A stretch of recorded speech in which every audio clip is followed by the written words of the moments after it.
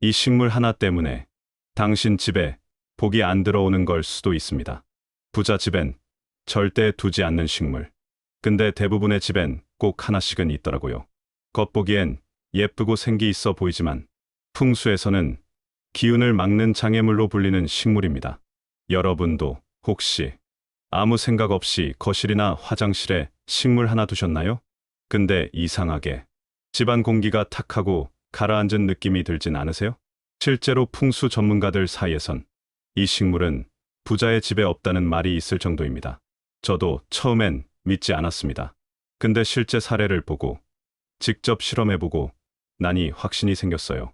그래서 오늘 영상에서는 왜 이 식물이 기운을 막는지, 어떤 식물인지, 어떻게 대체하면 좋은지를 정확하게 알려드리겠습니다. 기운이란 건 눈에 안 보이지만 공간을 바꾸면 진짜로 바뀝니다. 끝까지 보시고 혹시 우리 집에도 이 식물이 있는지 꼭 확인해 보세요. 왜 식물이 집안 기운에 직접 영향을 주는가? 식물은 단순한 장식이 아닙니다. 집안의 기운을 바꾸는 살아있는 존재입니다. 풍수에서는 식물을 자연의 기운을 담은 매개체라고 봅니다. 그 말은 곧 좋은 식물은 기운을 불러오고 나쁜 식물은 기운을 막는다는 뜻이죠. 특히 식물은 그 자체가 기운의 상태를 보여주는 거울입니다. 잎이 마르고 자꾸 죽는 식물이 있다면 그 공간의 기운이 약하다는 신호일 수 있습니다. 또 한 가지 중요한 포인트. 식물의 색깔, 잎 모양, 방향성까지도 풍수적으로 기운에 영향을 미칩니다.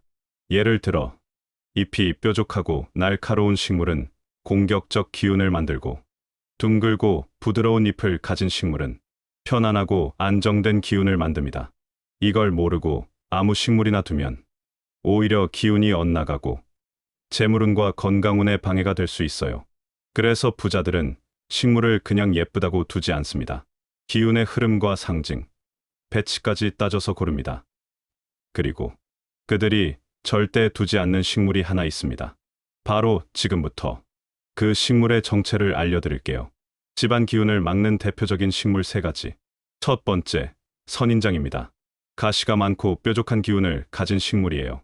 풍수에서는 이런 식물을 살기샤치가 있는 식물로 봅니다. 특히 거실이나 현관에 둘 경우 사람 사이의 관계를 날카롭게 만들고 다툼이 잦아질 수 있어요. 선인장은 외로운 기운, 방어적인 기운을 가집니다. 그래서 침실이나 가족이 모이는 공간에는 절대 추천하지 않습니다. 두 번째, 시든 꽃, 말라버린 식물입니다. 아무리 고가의 화분이라도 잎이 마르고 시들어 있다면 기운이 정체되고 있다는 증거예요. 풍수에서 죽은 식물은 음기와 정체된 에너지의 상징입니다. 그 자리에 복이 들어올 틈이 사라지는 거죠. 특히 베란다, 주방, 화장실에 시들거나 죽은 식물을 방치하면 재물운과 건강운 모두 하락하는 흐름으로 이어질 수 있습니다. 세 번째, 덩굴 식물입니다. 예쁜 인테리어 효과가 있어 많이 키우지만 풍수적으로는 기운이 흘러나가는 식물로 해석됩니다. 특히 덩굴이 바닥으로 늘어지게 두면 집안 기운이 아래로 처지고 집안 사람의 기력도 떨어지는 흐름으로 연결되기 쉽습니다. 덩굴 식물은 감싸는 기운이라서 좁은 공간이나 물기 많은 공간과는 맞지 않아요. 풍수 전문가들은 말합니다. 덩굴 식물은 창가에서 바깥쪽으로만 길러야 안전하다. 정리하자면 선인장은 가시로 살기 유발, 시든 식물은 정체와 음기의 상징, 덩굴 식물은 기운이 아래로 흘러내림 이라고 할 수 있겠네요.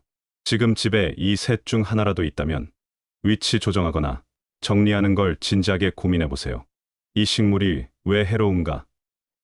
실제 사례와 과학적 이유. 여기 실제 사례 하나 소개해 드릴게요. 서울에 사는 60대 여성분 이야기입니다. 이분은 늘 집안 공기가 무겁고 가족 간의 말다툼이 잦다고 느끼셨대요. 그런데 풍수 상담을 받고 집안 곳곳에 선인장이 많다는 걸 알게 되셨습니다.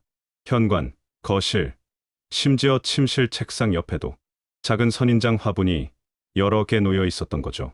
풍수 전문가가 말하길 이 집엔 말 그대로 기운이 찔려 있는 상태라고 했답니다. 가시 있는 식물은 사람의 감정을 날카롭게 만들고 무의식적인 긴장감을 높이는 역할을 합니다. 이게 단순한 미신 같지만 심리학적으로도 설명이 됩니다. 미국 환경심리연구팀은 뾰족한 오브제를 가까이 두면 뇌파가 안정되지 않고 부교감 신경이 억제된다는 결과를 냈습니다. 쉽게 말해 긴장을 풀고 편안해져야 할 공간에서 계속 미세한 스트레스를 받고 있다는 뜻이죠. 또 시든 식물의 경우 우리 뇌는 죽은 생명체로 인식해 자연스럽게 감정의 에너지를 떨어뜨립니다. 이런 무의식의 누적이 집안의 분위기, 대화의 결, 그리고 기운 전체를 망가뜨릴 수 있는 겁니다. 풍수는 단지 미신이 아니라 우리가 인식하지 못하는 감정, 에너지의 흐름을 다루는 기술입니다. 그래서 부자들은 집에 두는 물건 하나에도 기운을 따져가며 신중하게 고릅니다. 그렇다면 기운을 망치지 않으면서 복을 부르는 식물은 어떤 게 있을까요?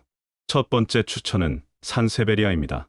잎이 곧게 자라고 공기 정화 능력이 뛰어나 풍수적으로 양기를 불러오는 대표 식물이에요. 특히 선인장과 다르게 가시가 없고 날카로운 기운 대신 정돈된 기운을 줍니다. 두 번째는 행운목 행운의 대나무입니다. 말 그대로 행운을 상징하고 물이 들어있는 유리병에 키우면 재물운을 불러오는 식물로 여겨집니다. 행운목은 자라는 방향이 위를 향하고 기운이 상승하는 흐름을 만들어줍니다. 세 번째는 스투키입니다. 산세베리아보다 더 심플하고 습한 환경에도 강해서 화장실이나 주방에 두기 좋습니다. 네 번째는 테이블야자나 아이비처럼 적당히 잎이 넓고 기운이 부드러운 식물도 추천드립니다. 단, 어떤 식물이든 잎이 건강하고 색이 생생하며 관리가 잘 되는 것이 기본입니다. 풍수에서 중요한 건 상징성과 생명력이에요. 죽어가는 식물은 아무리 좋은 의미라도 복을 머물게 할 수 없습니다. 그래서 부자들은 식물을 두는 것보다 어떻게 관리하느냐를 더 중요하게 생각합니다. 식물은 기운을 품는 그릇입니다. 그 그릇을 깨끗이 닦고 건강하게 유지하는 게 진짜 풍수입니다. 여러분, 오늘 이야기 어떠셨나요? 단순히 예쁘다고 식물을 고르셨다면 지금부터는 기운도 함께 고려해보세요. 집은 우리 가족의 기운이 머무는 곳입니다. 하나하나가 그냥 소품이 아니라 기운을 움직이는 매개체가 되는 거죠. 선인장 하나, 시든 꽃 하나가 우리의 운을 가로막고 있었다면 오늘 당장 정리해 보시는 건 어떨까요? 그리고 그 자리에 건강하고 기운 좋은 식물 하나를 두세요. 공간이 달라지고 기운이 달라지면 삶도 분명 달라집니다. 혹시 여러분 집엔 복을 막는 식물이 놓여 있진 않으신가요? 지금 댓글로 기운 정리 시작합니다. 한 줄 적어보세요. 그 한 줄이 여러분의 집 기운을 바꾸는 첫 번째 실천이 될지도 모릅니다. 영상이 도움되셨다면 좋아요와 구독 부탁드립니다. 더 많은 기운 이야기 다음 영상에서 이어가겠습니다. 감사합니다.